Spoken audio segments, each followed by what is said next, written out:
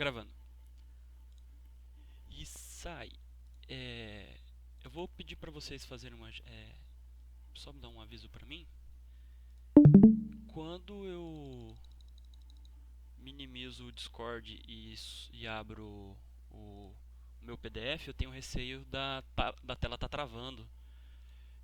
Eu vou perguntar para vocês se está rodando aí tranquilamente. Aí vocês me avisem aí no chat ou pelo microfone, por favor.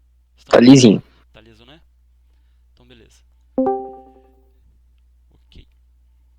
Então, esse aqui é um assunto de poliedro. E aí, tem muita gente entrando. Deixa eu ver. Tá rodando, beleza. Ok. Então, semana passada a gente estudou geometria espacial de posição, né? A gente definiu os objetos geométricos mais simples possíveis, que são ponto, reta e plano.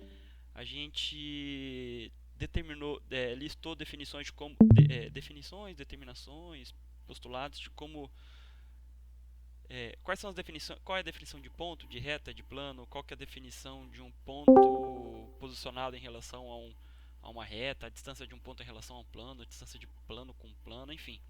A gente só estudou essas declarações e deu o nome a essas posições todas aí. Agora a gente vai utilizar essas ideias que a gente utilizou no capítulo passado, agora a gente vai usar no assunto de poliedro. É matemática, só matemática. Uai, o que aconteceu? Eu vi isso mais cedo, era pra estar matemática aqui. Depois eu modifico. Não sei por que não apareceu. Eu tenho certeza. Tá física, mas. Eu tenho certeza absoluta que eu coloquei matemática, mas eu acho que eu devo ter apertado o Ctrl Z e eu não percebi. Tudo bem. Então, beleza. Então, nós vamos usar todas aquelas coisas que nós utilizamos, todos aqueles objetos e determinações, definições que a gente utilizou no capítulo passado, a gente vai utilizar aqui também. E aí, como a gente vai falar sobre poliedros, quando a gente começar a estudar sobre poliedros, como a gente vai estudar poliedros agora, eu preciso fazer algumas definições sobre o que é um poliedro. E eu já dou alguns exemplos de poliedros que a gente vê no nosso cotidiano. Tá certo que vocês não moram nem em São Paulo, nem em Nova York, nem perto da Avenida Paulista. Mas são alguns exemplos que a gente tem aí, exemplos icônicos que vocês podem ver aí na televisão. Esse prédio aqui se chama Mirante do Vale. Até pouco tempo atrás era o maior prédio do Brasil. E ele fica na cidade de São Paulo, se não me engano, acho que é Vale do Anhangabaú. Acho que é o nome do local. Como ele fica literalmente num vale entre dois morrinhos, ele não acaba tendo tanto destaque na cidade de São Paulo. Mas tá aí, é um prédio muito famoso lá da cidade de São Paulo. Esse prédio do meio aqui, muito parecido com o Mirante do Vale, muito mesmo parecido, é a sede da ONU, sede das Nações Unidas, que fica no, na cidade de Nova York, e ele foi um dos projetistas da sede da ONU, foi o arquiteto Oscar Niemeyer, e esse aqui é o prédio da Fiesp, que fica lá na Avenida de São Paulo, na Avenida Paulista, lá da cidade de São Paulo, um prédio muito famoso. Eu selecionei desses três aqui, eu escolhi exatamente esses dois porque eles têm como posso dizer, eles possuem uma particularidade que eu gosto muito, que se chama o número do ouro, número de ouro. Deixa eu ver se eu consigo colocar aqui. Tá. Se vocês colocarem aqui número de ouro, vai aparecer aqui na internet o que é o número de ouro. O número de ouro é o seguinte: se você pegar aqui, por exemplo, esse retângulo aqui, ó. Deixa eu ver se esse retângulo aqui. Esse retângulo é literalmente proporcional, semelhante a essa face aqui desse paralelepípedo que está de pé. Então eles são literalmente proporcionais. O que eu quero dizer com isso? Que se eu pegar esse comprimento e dividir pela base, eu vou ter um número aproximado de 1,68, que é o chamado número de ouro. E aí você consegue desenhar perfeitinho aqui aquele caracol aqui dentro. Alguém está falando alguma coisa? Vivifer. Tá. Bom, tô com uma audiência boa de 33. E o mesmo acontece aqui. E aí, quem quiser ver mais alguma particularidade sobre isso, entra aqui no YouTube e procura pelo vídeo Matemágica, que é um vídeo muito bonito. Exatamente, o Triângulo de Ouro tem nas imagens das artes. Quem quiser estudar arte, acaba estudando o Triângulo de Ouro, não o Retângulo de Ouro. Nesse vídeo aí tem os detalhezinhos aí. É bem bonito, é uma história muito bonita. Bom, poliedros são sólidos geométricos. Suas superfícies são formadas por polígonos planos. Exemplos de polígonos planos é triângulo, quadrilátero, quadrato, retângulo. Poliedros são sólidos geométricos. E aí, como que eu formo um poliedro? Eu junto algumas superfícies em forma de triângulos, quadriláteros, de modo com que não tenha nenhum tipo de buraco. Posso ter vértice, posso ter... Obrigado, Matheus. Obrigado eu que decidi. Ele só peticionou, eu sou o juiz. Voltando aqui.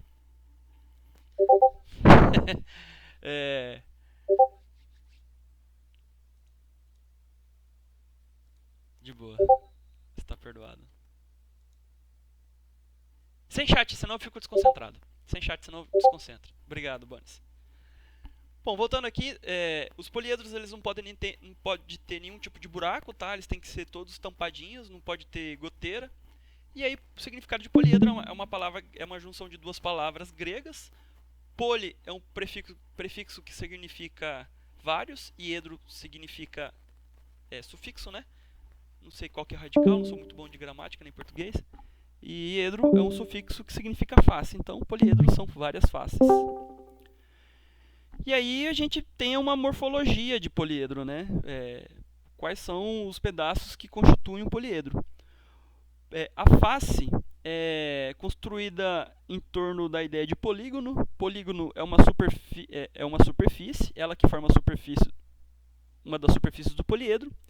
E um prisma hexagonal, por exemplo, possui 8 faces. Deixa eu ver se eu tenho um exemplo de um prisma hexagonal aqui. Aqui um prisma. Esse aqui é um prisma pentagonal, né? Esse aqui é um prisma hexagonal. Deixa eu contar aqui. 1, 2, 3, 4, 5. Esse aqui é um prisma pentagonal. Esse aqui é um prisma hexagonal. Ah, tá aqui escrito embaixo. E arestas são os lados de cada face. Então, cada face tem um lado. Por exemplo, aqui no... olha só esse paralelepípedo aqui, ó. Essa face aqui é uma face de um retângulo, né? Então, esse limite aqui do retângulo é aresta, tá? É uma linha, um segmento de reta. Então, literalmente, a aresta é um segmento de reta. No caso de uma pirâmide de base triangular, ela possui 6 arestas. Deixa eu ver se eu acho aqui uma pirâmide de base triangular. Aqui uma pirâmide de base triangular, 6 arestas. 1, 2, 3, 4, 5, 6. E os vértices são as extremidades das arestas. É nos vértices que eu tenho os ângulos, né? Então, uma aresta ela é definida com o encontro de duas ou mais arestas, tá? Ou, se você lembrar que a aresta é um segmento de reta, quando eu tenho um encontro de dois ou mais segmentos de retas, ou retas ou semi-retas, eu tenho a formação de um ângulo, que nem a gente definiu na aula anterior. Uma pirâmide quadrangular possui 5 vértices. 1, 2, 3, 4, 5. Amanda T. Várias pessoas entrando. E é isso. Prisma. Agora a gente vai especificar o significado de prisma. Ele é um tipo específico de poliedro. E a definição de prisma. Aqui o Bonis está perguntando como definir prisma. Está bem na cara dele aqui, ó, na sua cara.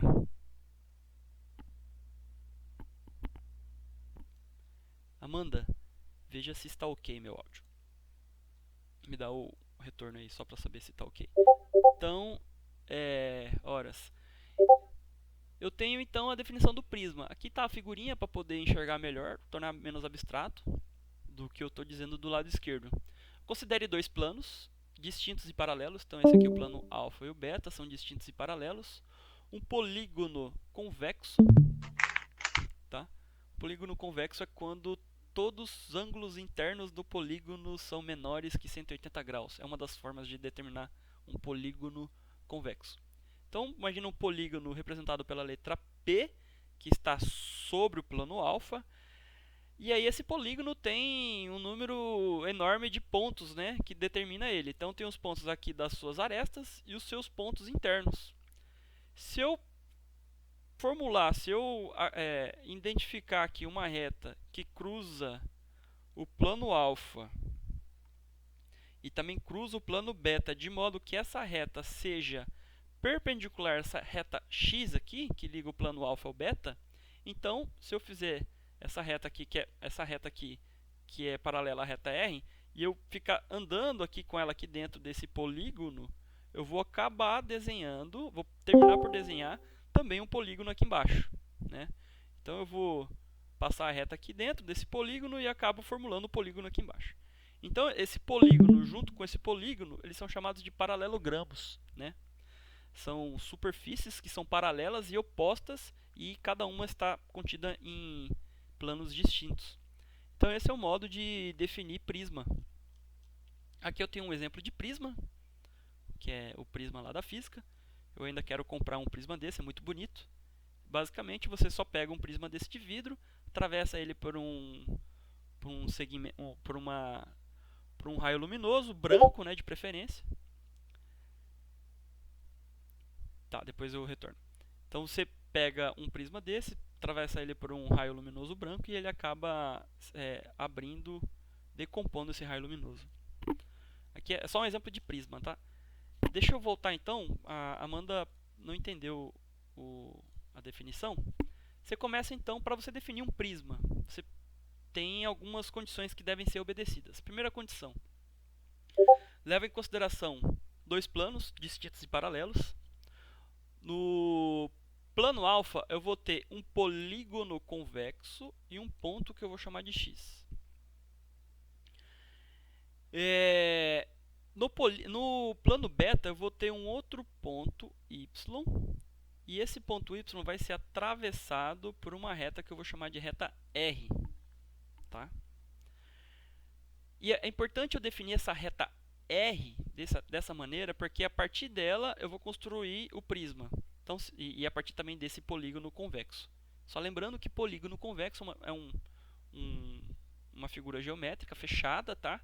Em que todos os seus vértices internos, o ângulo interno dos seus vértices são todos eles menores que 180 graus. É uma maneira de definir polígono.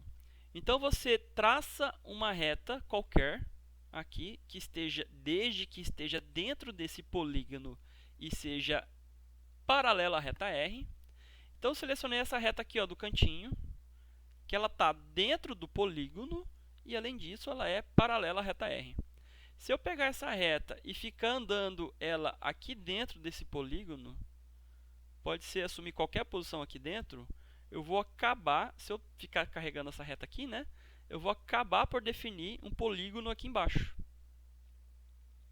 E esse polígono aqui embaixo é a projeção do polígono de cima, ou seja, eles são congruentes. O significado de congruente é que eles são iguais, né? É como se eu falasse... Na matemática dos números, um número é igual ao outro se eles tiverem a mesma quantidade. Por exemplo, 4 é igual a 4. E na matemática da geometria, a palavra análogo a igualdade ou igual é a palavra congruência, né? Então, se eu tenho um polígono que é congruente ao polígono de baixo, significa que eles são iguais. Eles têm a mesma aparência, mesmo tamanho, etc. Que eu posso colocar um em cima do outro e eu não vou ter nada de diferente um em relação ao outro. Ok. Então, voltando aqui. Plano alfa, plano beta, paralelos e distintos. No plano alfa eu desenho um polígono convexo. Entre o plano alfa e entre o plano beta eu traço uma reta R, que vai cruzar o plano alfa no ponto X e o plano beta no plano Y. A partir desse ponto agora, eu traço uma reta qualquer com duas condições. Desde que ela esteja dentro do polígono do plano alfa e desde que seja paralelo à reta R. Se eu pegar essa reta e ficar andando com ela aqui dentro do polígono desenhado no plano alfa, eu acabo desenhando um polígono congruente aqui no plano beta. E aí, se eu ligo as extremidades do polígono do plano alfa com as extremidades com o equivalente aqui no plano beta, eu acabo desenhando o prisma. Então, esse desenho aqui que eu estou circulando é o prisma, é o que está laranjinha aqui, né? É um tipo de prisma. É assim que eu defino o prisma. Uma maneira mais simples de determinar prisma, deixa eu ver se eu escrevi isso em algum outro lugar aqui.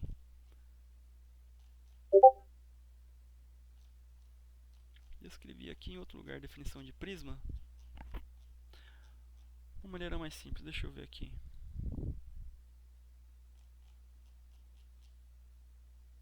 Aqui, ó. Um modo mais simples. Eu era para ter colocado isso aqui e acabei pulando. Ó. Suas superfícies são constituídas de polígonos. Tem pelo menos 2 polígonos congruentes contidos em planos paralelos. Então, esse aqui é o polígono congruente a esse. O de cima está no plano paralelo ao de baixo. E os outros polígonos são paralelogramos. Eu escrevi nas minhas notinhas aqui de estudo o significado de paralelogramo. Deixa eu ver se eu pego aqui. Peraí. Deixa eu ver se eu acho aqui minha notinha de estudo.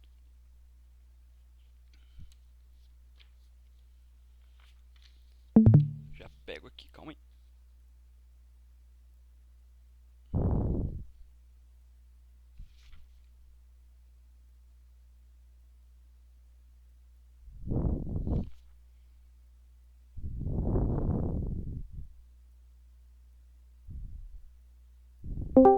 E eu não escrevi. Tá, mas eu li sobre esse assunto. Deixa eu ver se eu... Ah, peraí. Será que tá nessa folha?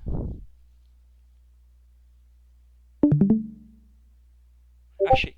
Paralelogramo é um polígono quadrilátero cujos lados opostos são paralelos. Deixa eu escrever aqui. Paralelogramo é um polígono quadrilátero cujos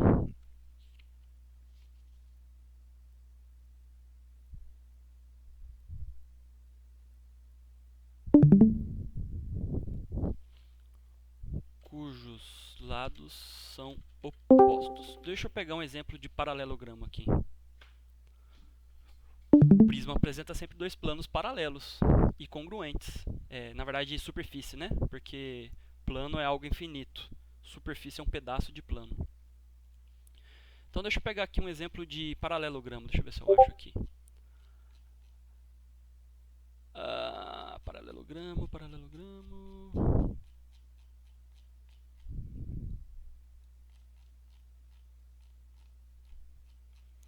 Bom, olha esse prisma aqui, ó, chamado oblíquo quadrangular. Olha essa face da frente aqui, ó.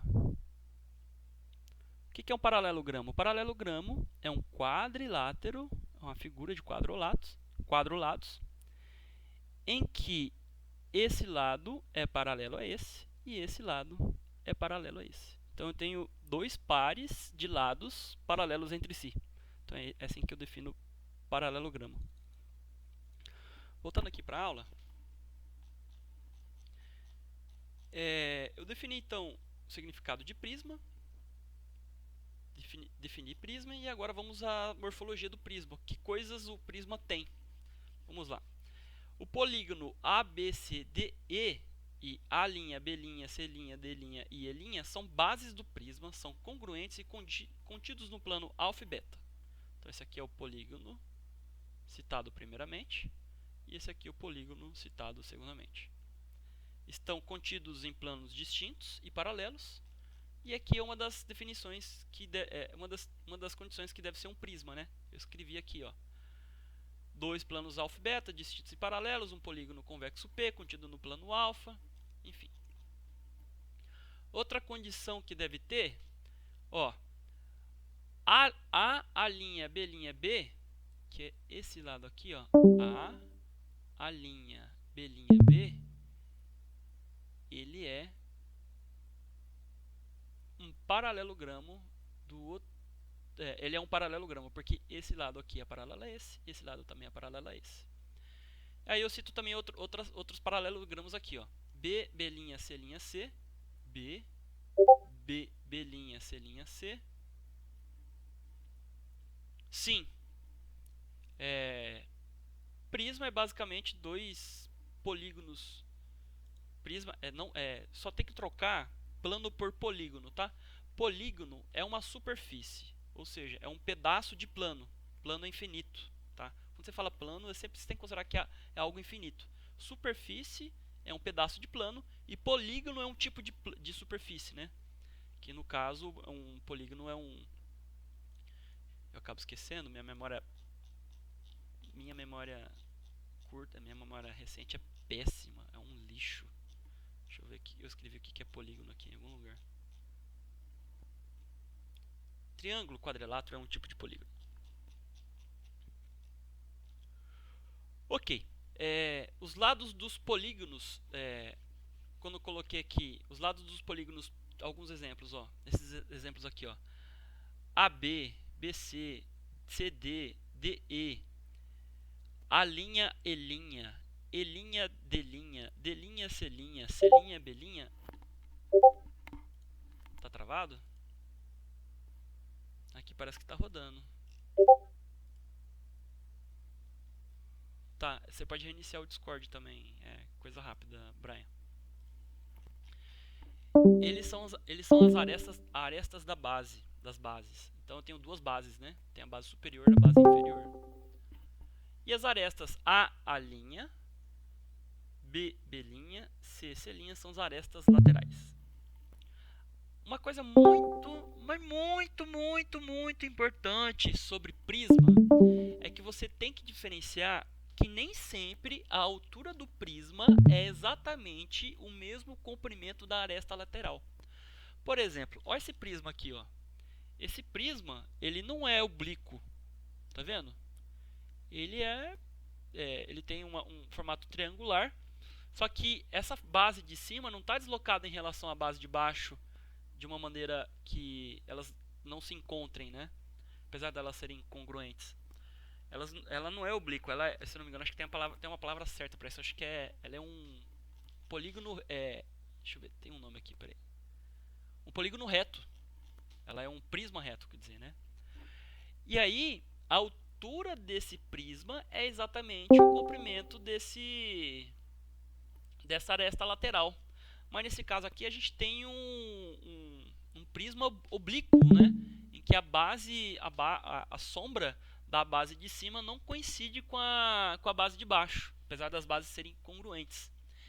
Então, ó, essa altura aqui, que é a distância entre o plano da base de baixo com o plano da base de cima, ela não coincide com o comprimento dessa aresta lateral, tá?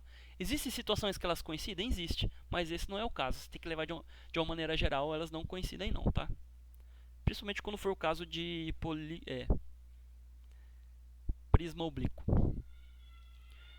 Então, ó, a distância entre os planos alfa e beta que contém as bases é a altura do prisma. Não pode confundir com a aresta lateral. Aqui tem alguns exemplos de prisma. Prisma oblíquo triangular, prisma reto quadrangular, prisma reto pentagonal, hexagonal, heptagonal, enfim. Aqui no caso é oblíquo, né? E esse aqui é reto. Qual que é a diferença de um para o outro? A sombra da base superior coincide exatamente com a base inferior. Aí eu tenho o prisma reto. De uma maneira mais técnica, a sombra na verdade é projeção, né? Projeção ortogonal que se chama. É uma das últimas coisas que a gente define lá no capítulo anterior de geometria espacial de posição. Aqui, ó, a projeção desse polígono, ela não coincide com o polígono da base de baixo. E é por esse motivo que elas são chamadas de chamado de prisma oblíquo. Alguns tipos de prisma, eu vou selecionar alguns dos prismas mais importantes. Eu tenho o paralelepípedo, né? Um objeto geométrico muito famoso desde sempre. Paralelepípedo oblíquo, a projeção ortogonal da base superior não coincide com a base inferior, é por esse motivo que ele é chamado de oblíquo. E aí, quando eu tenho a projeção coincidindo com a projeção da base superior coincidindo com a base inferior, aí a gente tem um paralelepípedo reto. Então, são 4 retângulos, né, e 2, na verdade são 6 paralelogramos.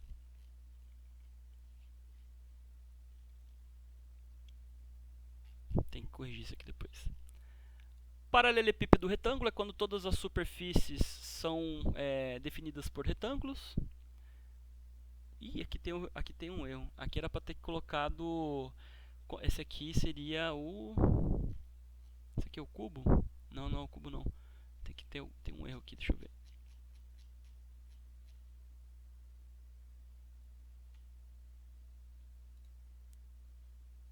Tá, tinha que colocar... Eu acabei... faltou colocar o cubo aqui. Essa figura é a mesma dessa. Depois eu tenho que colocar um cubo aqui. Um cubo é um paralelepípedo cujo todas as arestas têm o mesmo tamanho. Tá? Eu vou mostrar uma imagem do cubo mais para baixo aqui. Aqui o cubo, ó. Então a aresta do cubo, uma aresta do cubo sempre é igual, é sempre congruente às outras arestas.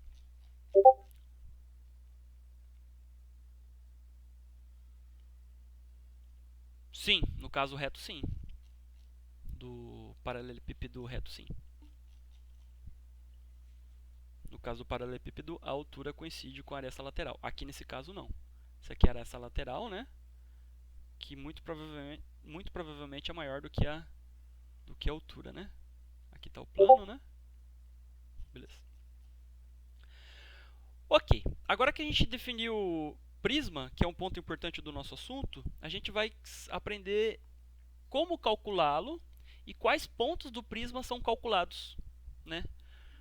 Quais pontos, quais coisas do prisma a gente calcula? São 3. Na verdade, são várias coisas, mas as 3 principais: a área da sua superfície e também o seu volume. Tem também uma outra informação que o livro julga ser importante, que é a medida da diagonal, e a gente vai já tratar sobre ela daqui a pouco. Então, o primeiro cálculo que a gente tem do paralelepípedo é da área de todas as suas superfícies. E aí, um paralelepípedo, ele possui... Eu escrevi isso em algum lugar aqui, ó. Ele possui 3 pares de retângulos congruentes e opostos entre si. Por exemplo, ó, esse retângulo aqui, ó, esse retângulo A', D', C', D', ele é congruente e paralelo ao retângulo inferior, ADCB. Então, aí já tem um par de retângulo congruente. Outro par de triângulo congruente é esse aqui, ó, B', C', C e B, com A', D', C. Eles são congruentes e opostos. E aí o outro exemplo que eu tenho, ó, A', B', B, A, D', D, C', D. Então aqui, ó, A1 corresponde com A1, A2 corresponde com A2 e A3 corresponde com A3. Se eu quero calcular a área da superfície desse paralelepípedo, então eu simplesmente calculo a área da superfície desse retângulo, somo com a área da superfície desse retângulo, faço o mesmo com esse, faço o mesmo com esse, faço o mesmo e o mesmo. E aí eu tenho aqui, ó. Então, se eu tenho um par de área 1, eu vou colocar aqui, ó, 2 vezes área 1. Se eu tenho um par de área 2, vou colocar um par aqui de área 2. E um par de área 3, vou colocar 2 vezes área 3 aqui. Como que a gente calcula a área de cada um desses triângulos, de cada um desses retângulos, perdão? É simplesmente pegar a área da base, ou o comprimento da base e multiplicar pelo outro comprimento da base. E aí faço o mesmo para 2, faço o mesmo para 3. Então aqui, ó. Quais são os lados do retângulo A1? A e B. Os lados do retângulo A2, A e C. E os lados do retângulo A3 é B e C. Coloco o 2 em evidência e aí eu tenho essa expressão matemática aqui, vira a expressão matemática da de baixo. Pois bem, então essa aqui é a área total da superfície do paralelepípedo. Tinha mais alguma informação para colocar aqui? Uma informação que eu acho muito importante. Qual é o significado de eu calcular a área de uma superfície ou a área de um retângulo? Quando eu calculo a área de uma superfície ou de um retângulo, eu quero saber quantos quadrados de lados iguais tem dentro de uma superfície. É esse o significado. Então, digamos que eu quero dividir esse retângulo aqui em um determinado número de quadradinhos iguais. Eu quero saber quantos quadradinhos vão caber aqui dentro desse retângulo. E aí, no caso, eu preciso estabelecer uma unidade de medida para saber quantos quadradinhos vão caber aqui dentro. A gente pode colocar uma unidade de medida completamente generalista, por exemplo, unidade de medida, unidade de comprimento, simples assim. Unidade de comprimento 1. Depois, mais para frente, eu vou mostrar como. A medida da diagonal a medida é uma linha que liga um vértice do... Como posso dizer? É uma medida que liga um segmento de reta que liga o vértice do polígono superior em relação ao ponto oposto do polígono inferior. Tá? Então, assim, de uma maneira mais fácil de visualizar essa medida da diagonal é observando essa imagem aqui. E aí, esse segmento de reta d'D, ele projeta um segmento de reta que a gente chama dP. Né? Como que eu calculo esse comprimento aqui, ó, d'B? Eu faço da seguinte maneira. Ó. Primeiro, eu pego esse plano aqui, ADCB, e represento ele aqui. Ó. E esse D1 é a projeção de D. Depois eu pego o plano, esse aqui é um pouquinho mais abstrato, mas dá para enxergar. Ó. Eu pego o plano D', B', D, B e D. E representa aqui. Ó. Né? Então eu faço um corte aqui no meio, né? Aqui no meio eu faço um corte, literalmente um corte aqui no meio desse prisma, desse paralelepípedo, e esse corte é representado aqui. E aí eu ligo D' com B e eu tenho a medida da diagonal. Aplico o teorema de Pitágoras aqui nesse triângulo. Então, o comprimento de D é simplesmente D1 elevado ao quadrado, C elevado ao quadrado, igual a D1 ao quadrado. Ops, aqui embaixo.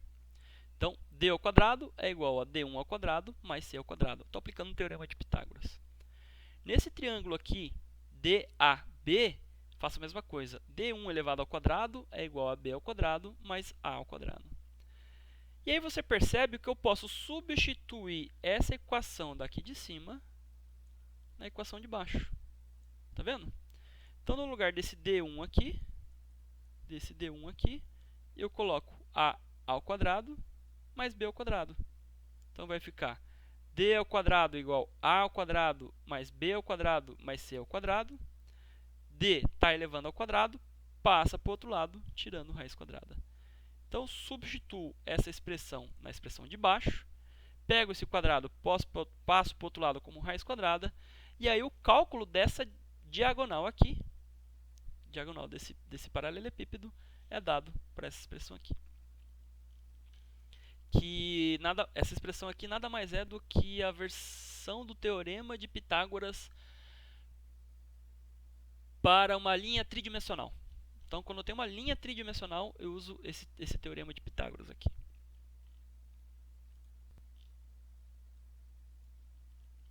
Cálculo do volume de paralelepípedo. Assim como o cálculo da área de uma superfície, eu quero saber quantos quadradinhos iguais tem quadradinho convencionado, né? Quantos quadradinhos tem dentro quadradinhos iguais tem dentro de uma superfície, às vezes eu quero saber quantos cubinhos tem dentro de um objeto geométrico tridimensional, né?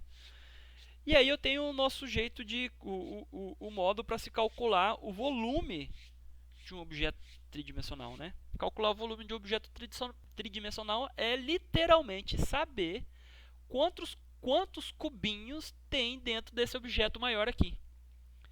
Então você vê aqui, ó, que esse paralelepípedo aqui, ele tem na sua base um comprimento de 5 unidades de comprimento, uma largura de 2 unidades de comprimento e uma altura de 3 unidades de comprimento. E aí, se ele tem 5 unidades de comprimento aqui nessa direção aqui, significa que eu tenho aqui, ó, 1, 2, 3, 4, 5. Se eu pego 5 vezes 2, eu sei quantos quadrados tem na superfície de baixo, né? Olha aqui um quadrado aqui, ó. Quadrado de 1c ao quadrado, né? E aí, se eu quero saber quantos cubos tem aqui dentro, eu pego a área dessa base e multiplico pela altura. Então, vou calcular o volume aqui do paralelepípedo. É simplesmente a área da base dele, vezes a altura. 5 vezes 2 vezes 3 dá 30. 5 vezes 2 é 10, vezes 3 é 30.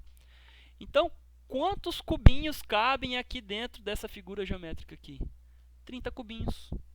O C é uma unidade de medida geral, generalista. Posso trocar o C, né? Como vocês já tiveram aula de física comigo, sabe que é a unidade de medida básica de comprimento, que é convencionada por todos os cientistas do planeta, é o metro. Né? Aqui, ó, a unidade de volume, se a unidade de comprimento mais utilizada é o metro, então a unidade de volume fica metro cúbico e a unidade de área fica metro quadrado. Tá? No caso de um paralelepípedo como o nosso, eu simplesmente pego o comprimento Azinho vezes o comprimento Bzinho vezes o comprimento Czinho e tenho o volume do paralelepípedo. Ou, de uma maneira geral, eu simplesmente posso pegar a área da base vezes a altura.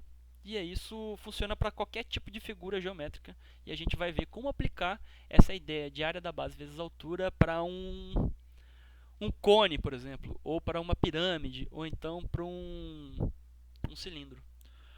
Isso aqui também é verdadeiro para um cilindro, tá? Se eu pegar simplesmente a área da base vezes a altura, eu tenho o volume do cilindro. Com certeza vocês aprenderam isso comigo nas aulas do segundo ano lá.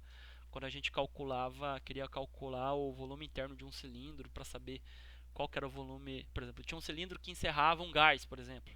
E aí eu queria saber o volume do gás. Era simplesmente pegar e calcular o volume interno do cilindro, que é a área da base, que no caso é πr ao quadrado, né? Vezes a altura.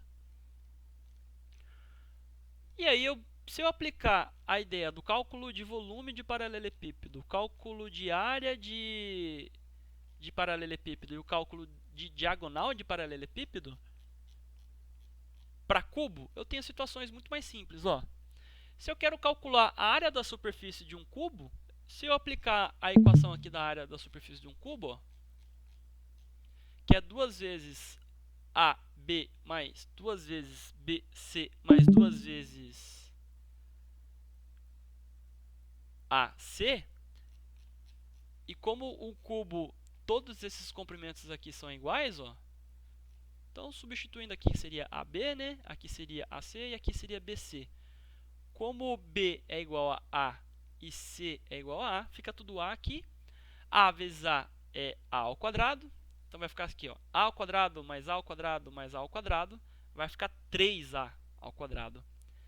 3 vezes 2 fica 6A ao quadrado. Se alguém tiver dúvida como que essa expressão aqui vira essa, é só me perguntar aqui no Discord que eu explico. Aqui é mais fácil de observar, né? A vezes A é simplesmente A ao quadrado. E aqui tem um erro de digitação. Aqui era para ser a letra... Aqui era para ser 3. Aqui era para ser 3. Depois eu mudo. Aqui tem que ser 3. É um erro de digitação. Tem que corrigir isso. Terminando essa aula aqui eu corrijo.